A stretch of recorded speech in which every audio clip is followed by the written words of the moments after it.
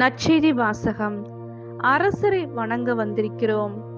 மத்தேயு எழுதிய தூய நற்செய்தியிலிருந்து வாசகம்.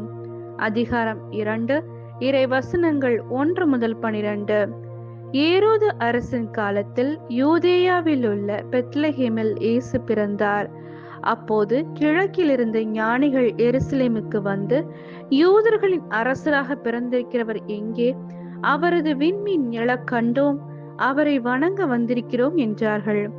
இதை கேட்டதும் ஏரோது அரசன் கலங்கினான். அவனோடு எருசலேம் முழுதும் கலங்கிற்று. அவன் எல்லா தலைமை குருக்களையும் மக்களிடையே இருந்த மறைநூல் அறிஞர்களையும் ஒன்று கூட்டி, மெஸ்ஸியா எங்கே பிறப்பார் என்று அவர்களிடம் விசாரித்தான்.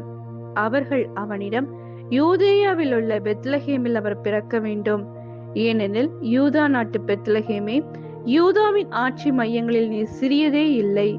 ஏனெனில் என் மக்களாகி இஸ்ரேலை 1000 ஆள்பவர் ஒருவர் உன்னிலிருந்தே தோன்றுவார் என்று இறைவாக்கினர் எழுதியுள்ளார் என்றார்கள். பின்பு ஏரோது யாருக்கும் தெரியாமல் ஞானிகளை அழைத்து கொண்டு போய் விண்மீன் தோன்றிய காலத்தை பற்றி விசாரித்து உறுதி செய்து கொண்டான்.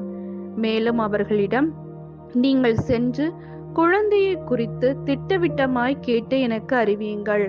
அப்பொழுது நானும் சென்று அக்குழந்தையை வணங்குவேன் என்று கூறி அவர்களை பெத்லஹேமுக்கு அனுப்பி வைத்தான். அரசன் சொன்னதை கேட்டு அவர்கள் புறப்பட்டு போனார்கள். இதோ முன்பு எழுந்த விண்மீன் தோன்றி குழந்தை இருந்த இடத்திற்கு மேல் வந்து நிற்கும் வரை அவர்களுக்கு முன்னே சென்று கொண்டிருந்தது. அங்கே நின்ற விண்மீனை கண்டதும் அவர்கள் மட்டில்லா பெருமகிழ்ச்சி அடைந்தார்கள். வீட்டிற்குள் அவர்கள் போய் குழந்தையை அதன் தாய் மரியா வைத்திருப்பதை கண்டார்கள். நெடுஞ்சாண்கிடையாய் விழுந்து குழந்தையை வணங்கினார்கள்.